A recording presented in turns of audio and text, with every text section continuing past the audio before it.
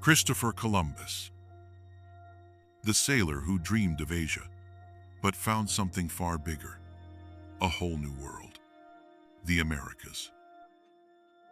A mistake that changed the course of history forever. Let's dive into his story. Christopher Columbus was born in 1451 in the city of Genoa, now part of Italy. He grew up near ships and sailors and dreamed of traveling far across the sea. From a young age, Columbus worked on ships and studied maps, navigation, and the stars.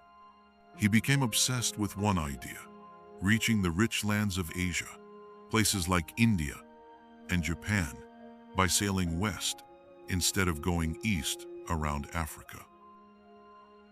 By the 1400s, educated Europeans already knew the Earth was round. The real debate was not about its shape, but about its size. Columbus wrongly believed the Earth was much smaller than it really is. He thought Asia was just a short trip across the Atlantic Ocean. Experts warned him the distance was too long and the voyage too risky. And they were right. If the Americas hadn't been in the way, Columbus and his men would likely have run out of food and died at sea. But Columbus was confident and very lucky. Columbus spent years asking kings and queens to support his plan. He was turned down again and again. Then, in Spain, he finally found help. In 1492, Queen Isabella and King Ferdinand agreed to fund his voyage. They hoped he would find gold and new trade routes and help spread Christianity. They gave him 3 ships: the Niña, the Pinta, and the Santa Maria. On the 3rd of August, 1492, Columbus and his crew set sail from Palos, Spain. They headed into the vast Atlantic Ocean, into the unknown.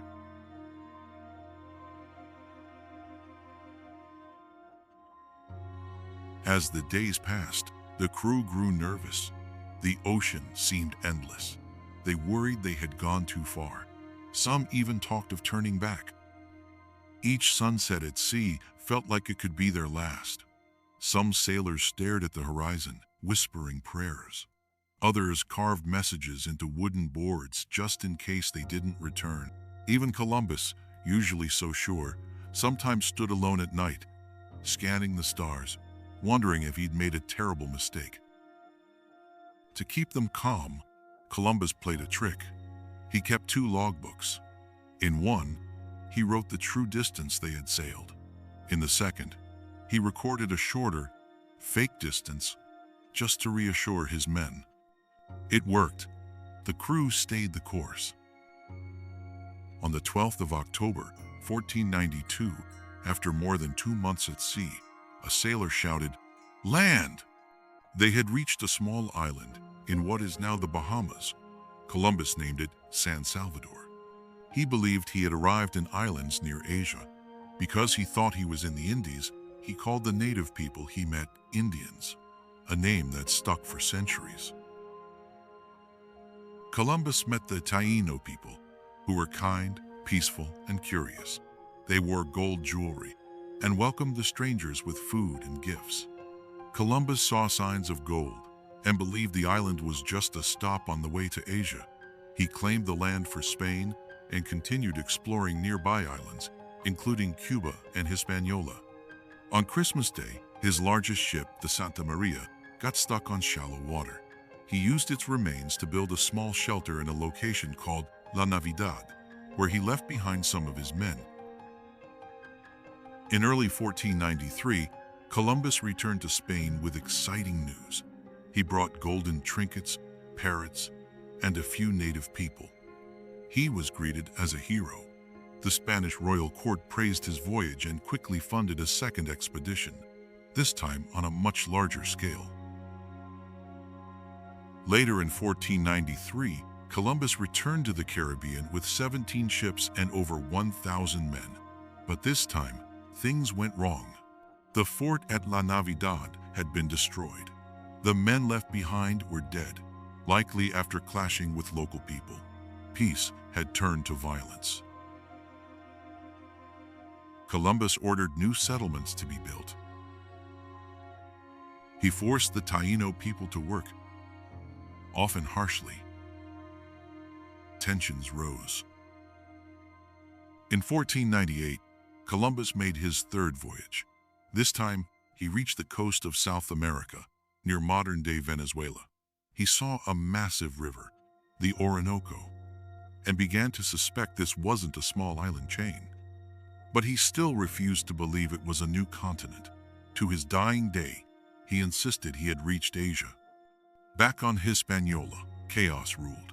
Settlers fought, food ran low, and Columbus struggled to maintain order. Word of his poor leadership reached Spain. In 1500, Spanish officials arrested him. Columbus was sent home in chains. Although he was soon released, his power was never the same. In 1502, Columbus set out on a fourth and final voyage. He explored the coasts of Central America, including Honduras, Nicaragua, and Panama. He was still searching for a passage to Asia. But storms wrecked his ships, and he was stranded for almost a year on Jamaica before being rescued. In 1504, he returned to Spain, old, sick, and out of favor. Christopher Columbus died on May 20, 1506, in Valladolid, Spain, at about 55 years old. He died still believing he had reached Asia, not knowing he had come across continents unknown to Europeans. It was only years later, thanks to other explorers and mapmakers, that people realized Columbus had found a new world, the Americas. Columbus's voyages opened the door to European exploration and colonization. New trade routes began. Foods, animals, and goods moved between continents in what became known as the Columbian Exchange. But his arrival also brought disease, war, and slavery to native people. Millions died. Today, some honor Columbus as a brave explorer. Others remember him as the man who brought suffering to peaceful lands. His legacy is debated but never forgotten.